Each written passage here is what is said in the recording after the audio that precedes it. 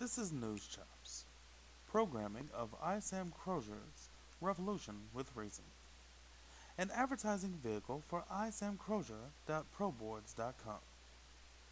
To join the conversation, join in at isamcrozier.proboards.com.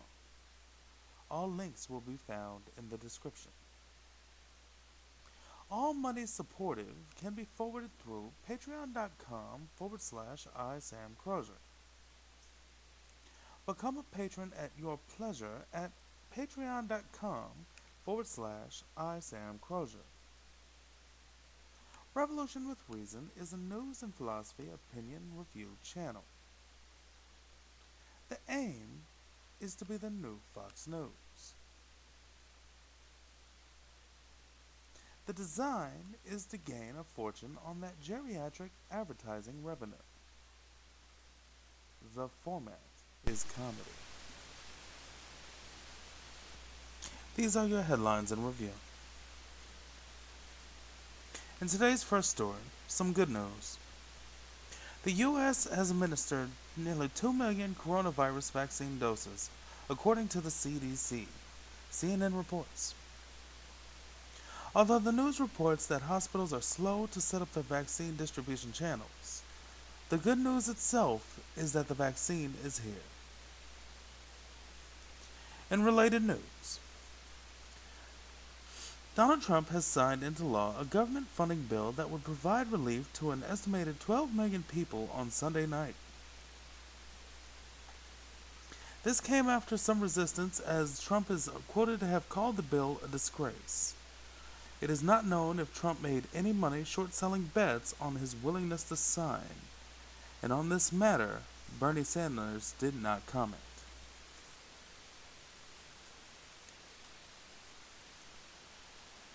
During the struggles surrounding the financial relief bill, an estimated 14 million Americans were at risk of losing emergency unemployment benefits demanded of the U.S. government due to the COVID-19 outbreak. During this time, Mother Jones reports that Mike Pence was vacationing at a luxurious ski resort in Colorado, and that Donald Trump was golfing in paradise. Where they were not reported to be is producing a stimulus plan for America's businesses. In other news, a man is facing trial this morning for murder and attempted murder at a bowling alley in Rockford, Illinois, reports WIFR-TV of Rockford, Illinois.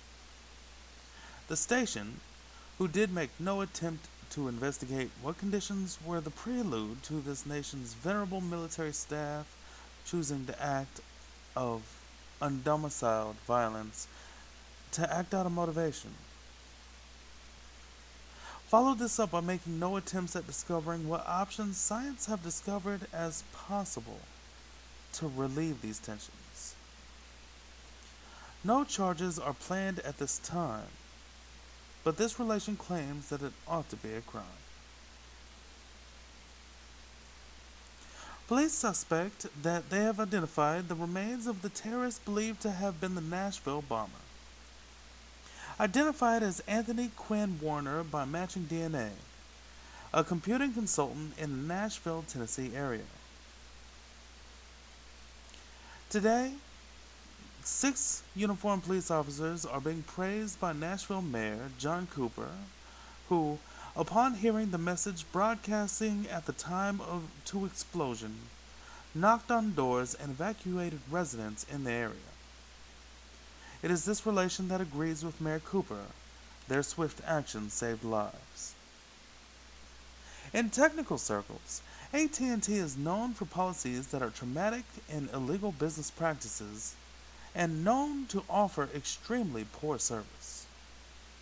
Under the circumstances that no one was killed and 3 people wounded, it is not known if there are any plans to erect a statue to Anthony Quinn Warner in his honor.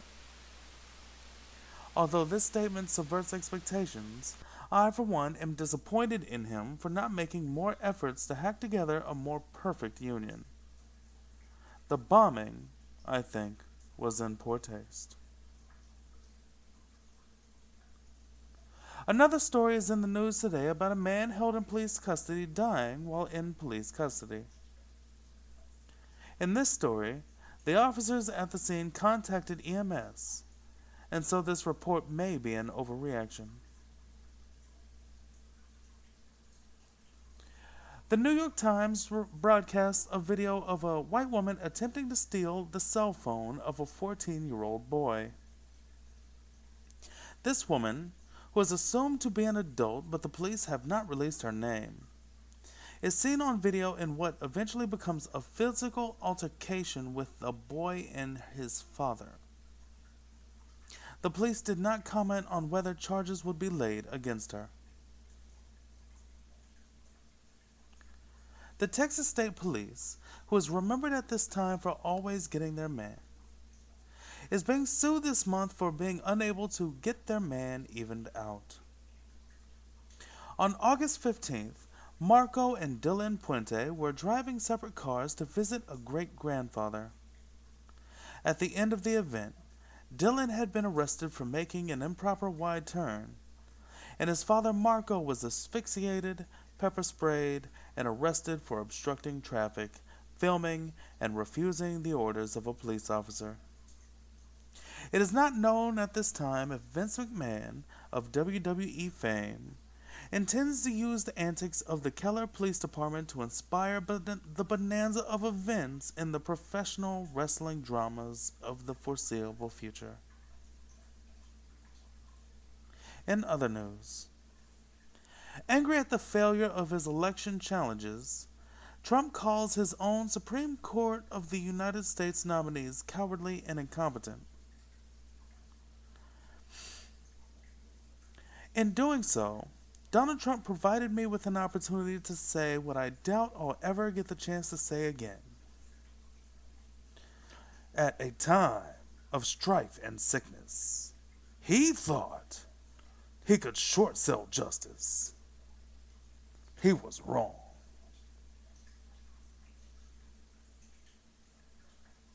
The struggle appears to be real as the U.S. Senate runoff for the state of Georgia is counted to determine whether the Democrats will control both chambers of Congress. Reuters observes that this runoff will determine the fate of President-elect Joe Biden's agenda. The outcomes of the votes are to be kept secret until Election Day, when America is to collectively put our heads between our legs and kiss our asses goodbye. Because this coup is what it takes to get anything done on Capitol Hill. Senator Elizabeth Warren and Representative Pramila Jayapal reintroduced a bill to prohibit lawmakers from trading stocks in a move acknowledged in political circles to be hostile to the legal process, though maybe they did not know they said so. The reintroduction of the bill coincides with scrutiny on Georgia Senators Kelly Loeffler and David Perdue regarding their stock trading during the pandemic. The claim goes that they used insider information from congressional briefings to buy and sell stock, but that they have done no wrongs. The story does state that there have been political advances made. Look at that. The story does state that there have been no political advances made to hold these senators accountable for insider trading. In related news, The Hill reports that teens expand on a previously established TikTok playbook to help Democrats in the Georgia runoff elections. The story says that a youth-led group are drawing on successful campaigns they launched in the fall to mobilize young voters ahead of the January 5th elections. It is not known if the youth understand that it is a perversion of good nature to lie to children, or that the Democrats have not kept a promise in years. A London school has completed a study of real GDP across several countries that shows trickle-down economics to fail the American people, Salon.com reports. British researchers write that their data suggests that there is a strong economic case for raising taxes on the rich to help repair public finances following the pandemic. It is not clear from the report if there was another call to occupy Wall Street. National Public Radio reports that an online conference of veteran security officials and terrorism researchers warn of an increasingly polarizing climate leading to rising tensions and destabilizing conditions. NPR did not report on their own false flag facade politics being also a polarizing climate, or on their lack of reporting on the circumstances that make change possible or impossible as it is understood by the science. This conspiracy thing, it really is like a security blanket.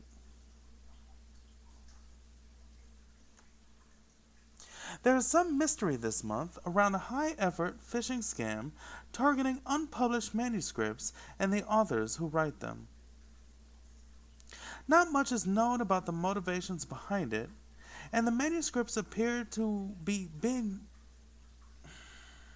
not appear to be being monetized on the black market or through ransoms.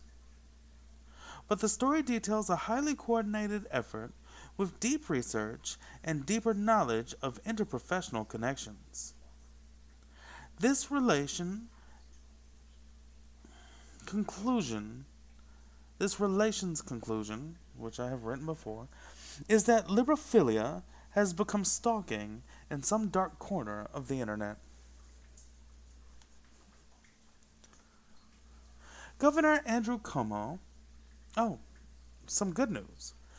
Governor Andrew Cuomo signed into law the New York Automatic Voter Registration Act as proposed by the governor and state of the state in 2019 and 2020. This modernized system will expedite voter registration and create a straightforward process for New Yorkers applying for services at designated agencies to also register to vote. This relation says, "Good job, Governor Cuomo." Now there's yet another reason for the rest of the U.S. to assume they are New Yorker already. And more news. The foster child of two former firefighters is being featured by CNN today for participating in the heroic rescue of a 22-month-year-old girl. Well, I've done it already twice. The boy, named Eli in the story, is quoted as having said, "I've got her, Dad," before entering into the house through a window the adults could not reach. To this relation responds, "Doll." In another profile by CNN, a homeless man in the Atlanta, Georgia area entered a burning building and saved all of the domestic animals inside after a fire started in the kitchen of the building. The man, identified as Keith Walker, age 53, said he was scared to enter the smoky building, but God had given him a mission. Science has not yet identified the traits that make up such heroic people. And more news. Pennsylvania K-12 students will have an opportunity to learn how to make sustainable plastic using the hemp crop, the State Departments of Agriculture and Education announced on Thursday. This measure is part of a political push from Governor Tom Wolf for a pro-marijuana legalization platform. Lieutenant Governor John Fetterman is quoted as saying on the matter that his state can grow better marijuana than the people of New Jersey. A statement surely taken out of context. In the uplifting news corner of the internet, today we find a profile of Pennsylvania's youngest judge. Jailed 3 times for minor offenses in his youth, his life was turned around as an All-American in Division I track and field. He would go on to graduate from Penn State in 2012 with a bachelor's in science and economics. From a position working with the at-risk youth, he ran for the Dauphin County District Judge position, which he won in a general election in November of 2017. Congratulations go out to Hanif Johnson. Good things do happen sometimes.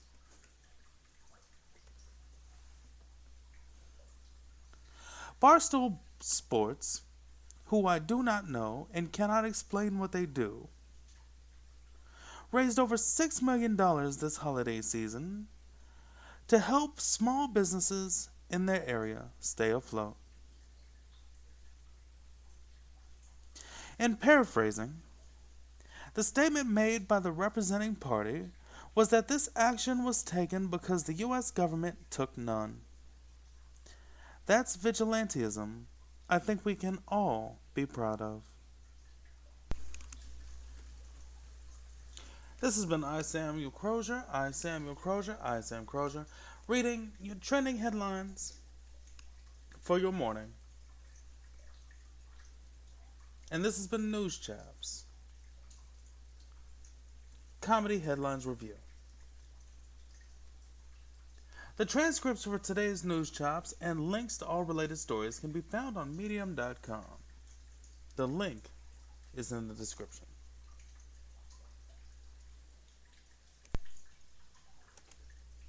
Boop, boop, beep, boop.